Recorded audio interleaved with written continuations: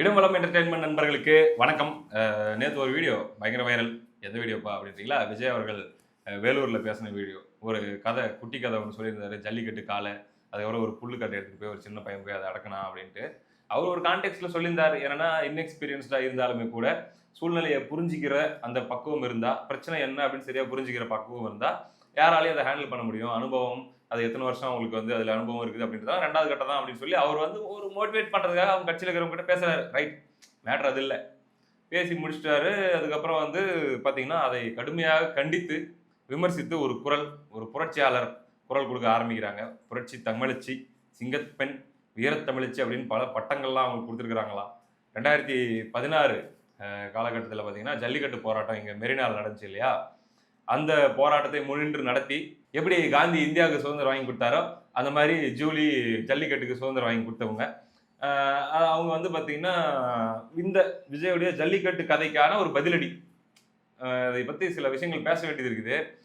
ஆக்சுவலாக இது கடந்து போகிற விஷயம் தான். ஆனால் அந்த ஜல்லிக்கட்டு போராட்டத்தில் மாசக்கணக்கில் அங்கேயே இருந்தாலும் நம்ம நண்பர்.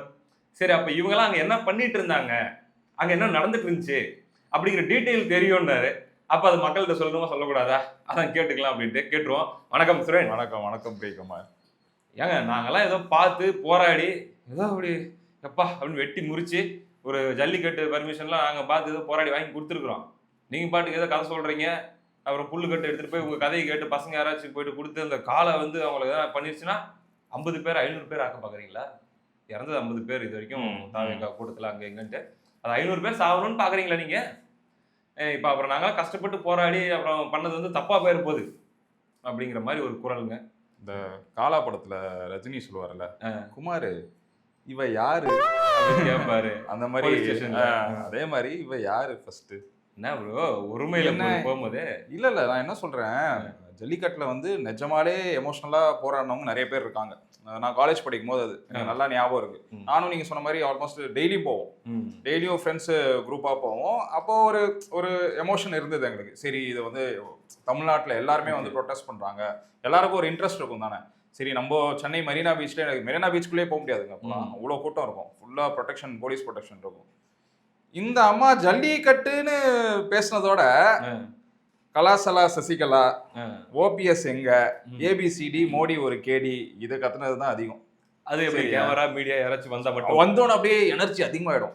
நார்மலா அப்படியே சோர்ந்து போய் கத்து அப்படியே கேமராலாம் எடுத்துட்டு வந்து வச்சோன்னே, நான் என்ன சொல்ல வரேன்னா, அரசியல் நம்ம பேசக்கூடாதுன்னு ஒரு வாட்டி சொல்றோம், பேச வேண்டிய நிலைமை வந்தது. திமுக பழைய ஆர்டிஸ்ட இந்த கதை வந்தோடனே போன் பண்ணி கூப்பிட்டுருக்காங்க. கொண்டு வந்திருக்காங்க. ஏன்னா அந்த ஆர்டிஸ்ட் யூஸ் பண்றதுல இவங்க தான் லெஜண்ட். இல்ல பாருங்க, அந்த வீடியோ ஃப்ரேம் பாத்தீங்களா? அந்த ஸ்கிரீன்ஷாட் கூட வைக்க சொல்றேன் பின்னாடியா. இவங்க பேசும்போது பின்னணியில அவங்களுடைய போராட்ட வரலாற்று சோடுகள் தலைக்கு பின்னாடி அந்த போட்டோ இருக்கணுமா?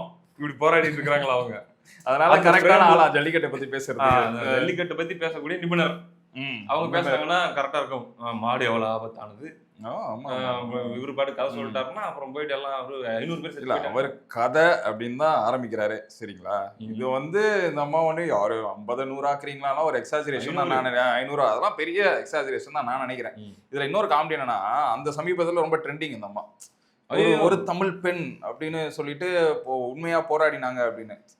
அப்போ திமுக ஆளுங்கெல்லாம் ஒரு சில பேர் இந்த அம்மாவோட இருந்து போராட்டம்லாம் சேர்ந்து பண்ணாங்க.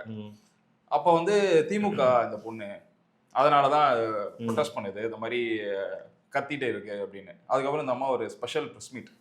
ஏன் எந்த இதுவும் இல்லை, நான் ஒரு தமிழ் பெண்ணு, தமிழுக்காக தான் நான் போராடினேன் அப்படின்னு. இப்போ ப்ரூவ் ஆயிடுச்சா? அப்போ நீ விட்ட கதை பத்தி தெரிஞ்சிச்சா? ட்விட்டர்லயே ஓப்பனா ஒத்துக்கிட்ட நீ திமுக ஆதரவாளர்னு ஒத்துக்கிட்ட. இப்போ அப்போ சொன்னது அரசியல் இருக்கிறவங்க எல்லாருக்கும் தெரியும் இந்த அம்மா யாருன்னு. இப்போ இந்த கேரக்டரை கூப்பிட்டு வந்திருக்காங்க. இப்போ கொஞ்ச நாள் முன்னாடி ஸ்டாலின் அங்கிள் அப்படின்னு ஒரு பொண்ணு ஓடி வரும் தெரியுமா? ஐயோ, அது பாத்தீங்கன்னா 2 ரோல் பிளே பண்ணாங்க. அது ஒரே ட்ரெஸ் மாட்டிச்சா?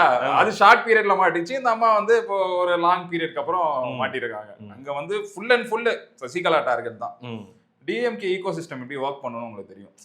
ஒரு பர்டிகுலர் விஷயத்த பயங்கரமா ஸ்ப்ரெட் பண்ணுவாங்க. ஸோ இந்த பொண்ணு பண்ணதை அவங்க பயங்கரமா அவங்க தான் ஸ்ப்ரெட் பண்ணி விட்டு பண்ணாங்க. ஜூலி ஃபேமஸா இருக்கிறது காரணம் டிஎம்கே தான். டெஃபினட்டா 100%. ஏன்னா இந்த ஸ்லோகன் தான் அதிகமா அவங்க ஸ்ப்ரெட் பண்ணது. இந்த சசிகலா ஓபிஎஸ் எங்க அப்படின்னு சொல்லி கத்துனது, மோடியை பத்தி தப்பு தப்பா பேசியிருந்தது. இதுதான் மெயின். ஜல்லிக்கட்டு வேணும் வேணும்னு சொன்னாங்க தான் அதிகம் அந்த இடத்துல. இந்த அம்மா மட்டும் நடுவுல இதை திணிச்சு விட்டு இதுல ஃபேமஸ் ஆனதுதான் ஜூலி. அதாவது எமோஷனோட உண்மையா அங்க போராடணும், முகம் தெரியாதவன் பலாயிரம் பேர் இருக்கான். லட்சத்துல இருந்தாங்க. நான் நம்பர் தப்பா சொல்றேன்னு மேல கோவ கூட பண்ணலாம். லட்சத்தோட அதிகமா கூட இருந்தாங்க. ஏங்க அந்த மாதிரி நான் பார்த்ததே இல்லைங்க. சரியா, ஒரு 33 வருஷம் ஆகுது. அந்த மாதிரி ஒரு கூட்டத்தை நான் பார்த்ததே கிடையாது. அவ்வளோ உணர்வோட தமிழ்நாட்டுல இருந்து பஸ்ல எல்லாம் வந்தாங்க. அதுல ஒரு சில அட்டென்ஷன் சீக்கிங் கும்பலும் அங்கங்க இருக்குது. ஆமா, இல்ல நான் என்ன சொல்ல வரேன், இந்த மாதிரி கிரௌட் சேர்ந்தாலே உங்களுக்கு வந்து நிறைய அன்வான்டட் ஆக்டிவிட்டிஸும் நடக்கும். சரிங்களா, ஒரு கூட்டம் வருது, உண்மையா வரவங்களும் இருக்காங்க. உதாரணத்துக்கு தமிழ்நாட்டுல எங்கேயோ ஒரு ஓரத்துல இருந்து இந்த நியூஸை பார்த்துட்டு நானும் போறேன், மக்களோட மக்களா நானும் ப்ரொடெஸ்ட் பண்ண போறேன். எனக்கு தெரிஞ்சு பிக்கஸ்ட் ப்ரொடெஸ்ட் நினைக்கிறேன் தமிழ்நாடு, இந்தியன் ஹிஸ்டரியில தெரியல, தமிழ்நாடு ஹிஸ்டரியிலே அது வந்து நிறைய பேர் சேர்ந்த ஒரு பிக்கஸ்ட் ப்ரொடெஸ்ட் அது இருக்கலாம். எல்லாருமே எனக்கு தெரியல, நான் சொல்றேன், அது நான் பார்த்த வரைக்கும் அது ஒரு பெரிய ப்ரொடெஸ்ட் தான். எல்லாருமே உணர்வுபூர்வமா வந்து அதுல பார்ட்டிசிபேட் பண்ணி ஜல்லிக்கட்டுக்காக அவ்வளோ யங்ஸ்டர்ஸ்ங்க, எனக்கு தெரிஞ்சு ஒரு 75% யங்ஸ்டர்ஸ் தான் இருப்பாங்க. அவங்க வந்து ஜல்லிக்கட்டு அது சம்பந்தப்பட்ட விஷயத்தை தான் பேசி பேசி வந்து ப்ரொடெஸ்ட் பண்ணாங்களே தவிர, யாரும் வந்து அந்த இருக்கிற கவர்மெண்ட்டோ அதை வந்து பேச ஆரம்பிச்சது இவங்க கலப்பி விட்டது தான். இவங்க இது ஸ்டார்ட் பண்ணதுலேருந்து அப்படியே ஸ்ப்ரெட் ஆகுது, அது எல்லாம் அதை பற்றி பேச ஆரம்பிக்கிறாங்க. சரி, நான் கேட்குறேன், எனக்கு ஒரு டவுட்டு. இப்போ விஜய் ஜல்லிக்கட்டை பற்றி பேசிட்டாரு அப்படின்னு உடனே மிகப்பெரிய அவேர்னஸை கிரியேட் பண்ணும் அப்படின்றதுக்காக இவங்க வந்து இப்போ வந்துட்டாங்க அப்படின்ற மாதிரி ஒரு நான் என்ன கேட்குறேன்னா, 5 வருஷம் இந்த ஆட்சி முடிய போகிறது, 5 வருஷம் ஆகும். இந்த 5 வருஷத்துல எதனா ஒரு பிரச்சனைக்கு இந்த கேரக்டருங்களை இந்த செட் ப்ராப்பர்ட்டிலாம் எங்க ப்ரோ போச்சு? 5 வருஷம் ஆட்சியில எவ்வளவு பிரச்சனை. பிக் பாஸ்க்கு அப்புறமே ஆள்லாம் காணுமே, வாய்ப்பு எதுவும் கிடைக்கும் எதிர்பார்த்துருப்பாங்க. பிக் பாஸ்க்கு அப்புறமா ஆள்லாம் காணும். பிக் பாஸ்லயே பார்த்துருப்பீங்க, பிக் பாஸ்லயே மாட்டிருக்கோம். ஒரு நான் எதுவும் பார்த்து சின்ன ஒரு ரோல், அப்போ ரொம்ப ஃபேமஸுங்க ஜூலி. இருக்கிற பிக் பாஸ் ரொம்ப ஃபேமஸ். இந்த நடிக்கிறது, இந்த ஓவியா வந்து பிட்ரே பயங்கர ஹிட். அது ஓவியா வந்து ஏமாத்திரும், அது வந்து குறும்படம்ல வந்து மாட்டிக்கும். சோ அதனால ரொம்ப ஹேட்ரட் இருந்தது அந்த டைம்ல டாக்ஸிக் அப்படின்ட்டு. ஆமா, டாக்ஸிக்னு. அப்ப ஓவியா ஆர்மின்னு ஒரு ஆர்மி இருந்தது, அது ரொம்ப ஃபேமஸான ஆர்மி. அந்த அன்புமணி அப்பதான் சொன்னாரு, 1 கோடி பேர் ஓவியா ஓட்டு போடுறீங்க, எனக்கு ஒரு 50 லட்சம் பேர் போட்டுருக்கலாம்லடான்னு சொன்னாரு. இந்த மாற்றம் முன்னேற்றம் அந்த மாதிரி ஒரு சிச்சுவேஷன் இருந்தது. அதுக்கப்புறம் ஜூலி வந்து பெருசா இந்த மாதிரி ஷைன் ஆக முடியல. நான் கேள்விப்பட்டேன், எதுலையுமே பார்த்த மாதிரிலாம் தெரியல. இப்போ ஜல்லிக்கட்டுங்கிற ஒரு பேஸ் இப்போ இருந்ததுனால இப்போ ஜல்லிக்கட்டு ஒரு ரியல் போராளி பதில் கொடுக்கணும்னு சொல்லி இல்ல, அவர் சொன்ன கதைக்கும் கான்டெக்ஸ்டுக்கும் நீ சொல்ற அவேர்னஸுக்கும் இல்ல வந்து அது ஒரு கவுண்டருக்கும் என்ன சம்பந்தம்? சீர இப்போ காலமாட போயிட்டு புல்லு போயிட்டு யார் கொடுக்க போறாங்க, கதைன்னு சொல்லியாச்சு ஸ்டார்டிங்லயே. அது கொடுத்து யாராவது ட்ரை பண்ணி இவ்வளவு பேர் சாவ போறாங்கன்னு சொல்றதுல அன்வான்டட் தான் நான் நினைக்கிறேன். அன்வான்டட் இல்லைங்க, 2 தான். ஒண்ணு, நீங்க சொன்ன அந்த ஈகோ சிஸ்டம் இறக்கி விட்டுருக்கோம், இறக்கி விட்டு என்னத்தையாச்சும் போங்க வளருங்க அப்படின்ட்டு ஒரு நாளைக்கு ஒண்ணு இறக்குறது தானே. இன்னொன்னு பாத்தீங்கன்னா இப்படி இருக்கலாம், என்னன்னா எந்த வகையிலும் நம்ம ஃபேஸ் வந்து மறந்தே போயிட்டாங்க எல்லாரும். இப்ப நம்ம மறுபடியும் நம்மளுக்கு ஞாபகப்படுத்தணும், நம்ம ஒருத்தங்க இருக்கண்டா, நான் இன்னும் இருக்கேன் அப்படின்னு காட்டி இதான் சான்ஸ், நம்ம கொஞ்சம் ஃபேமஸ் ஆகலாம், அட்டென்ஷன் கிரியேட் பண்ணும் அப்படின்ட்டு. இல்லைன்னா இவ்வளவு சமூக அக்கறை இருக்குது அப்படின்னா இந்த மாதிரியான ஆட்கள், இந்த ஒரு கேரக்டர் நான் சொல்லிங்க, நிறைய கேரக்டர்ஸ் சொல்றேன். இதே 2017 இருந்து 2020க்குள்ள ஆக்டர்ஸ் ஆகட்டும், ஆக்ட்ரஸஸ் ஆகட்டும், துணை நடிகர்கள், நடிகைகள்னு சொல்லி அப்படி வாய்ஸ் பண்ணுவாங்க, ட்வீட் போடுவாங்க, எழுதுவாங்க. எல்லா நடிகர் சித்தார்த் ஆகட்டும், அர்ஜய் பாலாஜி, எவ்வளவு இருக்காங்க.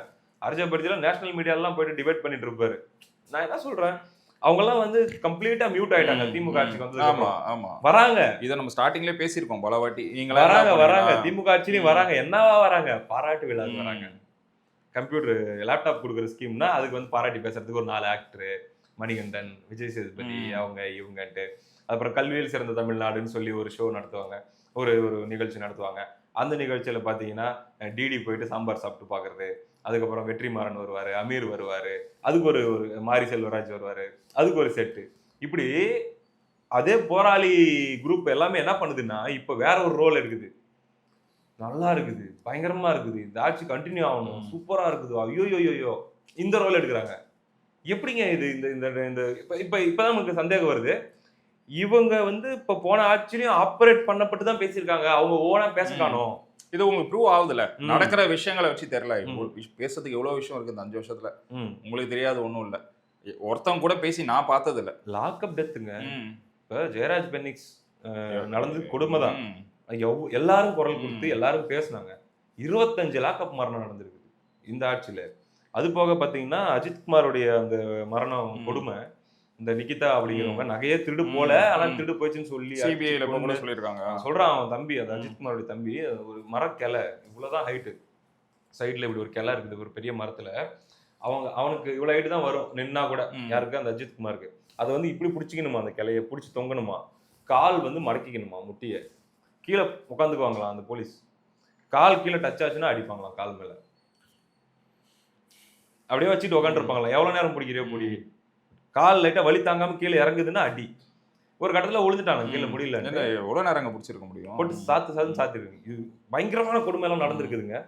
எங்க போனாங்க இந்த குரூப் எல்லாம்? எங்க போச்சு? டாஸ்மாக் மூடுன்னு சொல்லி பாட்டு பாடி பாட்டு ஆடிட்டு ஒரு குரூப் இருந்துச்சு. என்னென்ன போராளி குரூப் இருந்துச்சு பிரதர் 2021க்கு முன்னாடி. அப்படி ஒரு இனமே அழிஞ்சு போச்சுங்க.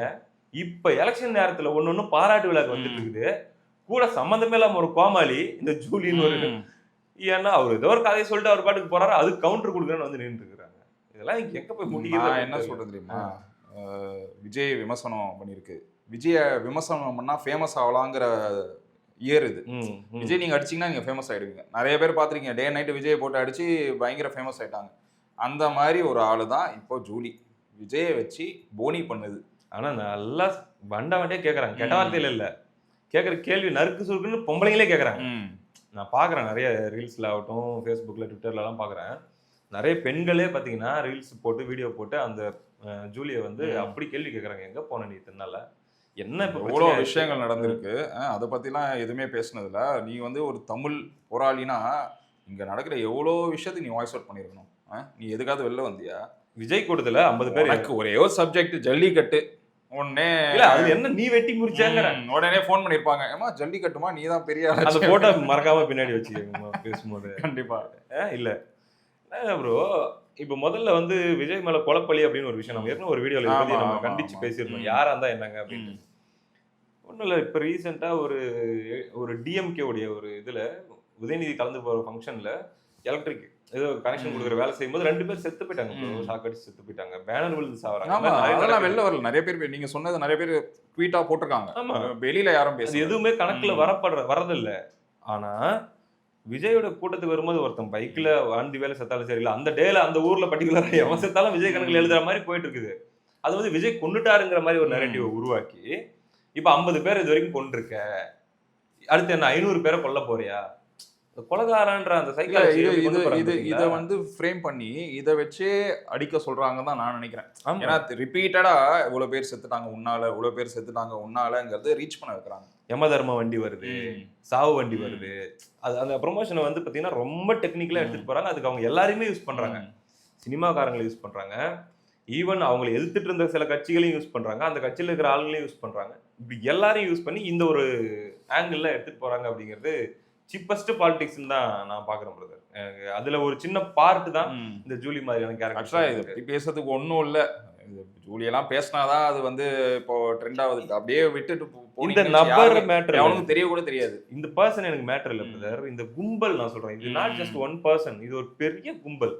போன 2021 வரைக்கும் அவ்வளோ சத்தம் போட்டுட்டு இருந்த கும்பல் ஏன் எங்க போயிருச்சு 5 வருஷமா? அப்படி ஆப்போசிட்டா பாராட்டு விழா நடத்த வந்துட்டீங்களேன்றதுதான். இப்ப ஆட்சி மாற்றம் வரட்டும் பாருங்க, 2026ல யாரோ வரட்டும், திமுக போயிட்டு வேற ஒருத்தங்க வரட்டும் பாருங்க, இந்த கும்பல் மொத்தமா ஆக்டிவேட் ஆயிரும். மறுபடியும் புரட்சி பண்ண ஆரம்பிச்சிடும். மறுபடியும் பாத்தீங்கன்னா எதிர்கட்சி தாண்டிக்கிட்டு மிச்சமா கேள்வி கேட்க ஆரம்பிக்கும். அப்ப நமக்கு எரிச்சல் வருமா வராதா? நீங்க நடிக்கிறது தான் உங்க வேலை, இல்ல வந்து ஏதோ ஒரு சீரியலோ இல்ல ஏதோ ஒரு ஆக்டிவிட்டியோ பண்றதுன்னா மூடிட்டு எல்லா டைமும் அதை மட்டும் பண்ணிட்டு அரசியலுக்கு உங்களுக்கு என்ன சம்பந்தம்?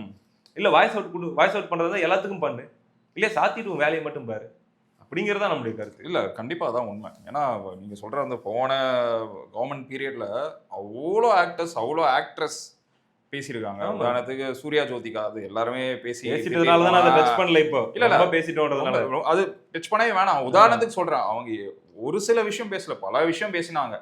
அவங்க ஊர் விட்டே காலி பண்ணிட்டு இப்போ மும்பைல இருக்காங்க.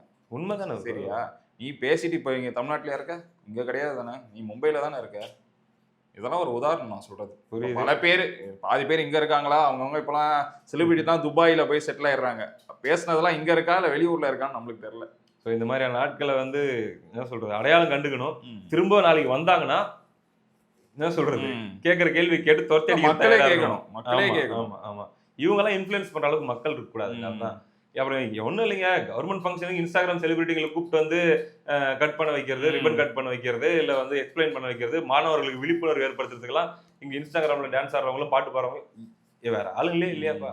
அங்க ஆரம்பிக்கிறது தான் ப்ரோ. இவங்க அப்படிதான் ப்ரோ இவங்கலாம் இன்ஃப்ளூயன்சர்ஸா மாறுறாங்க. அரசியலுக்கே இப்ப சம்பந்தமே கூட இல்லாத ஆளுங்க. உதயநிதி ஒரு ப்ரோகிராம் பாத்தீங்களா? ம். இந்த ஸ்போர்ட்ஸ் ம். ஏதோ டெவலப்மெண்ட் நிக்கி. பத்தி இன்ஃப்ளூயன்சர்ஸ்லாம் வந்து அத பத்தி பேசுங்கன்னு சொல்லி ஒரு மீட். அதுல வந்து பாத்தீங்கன்னா, பிக் பாஸ்ல பார்ட்டிசிபேட் பண்ணவங்கலாம் "இப்படிலாம் பண்ணீங்க. எப்படி நீங்க இத யோசிச்சீங்க?" அப்படி இப்படின்னு அதுக்கு ஒரு பில்டப். அன்னைக்கு ஒரு நாள் மட்டும் அந்த வேலைய பார்த்துட்டு கிளம்பிற வேண்டியது.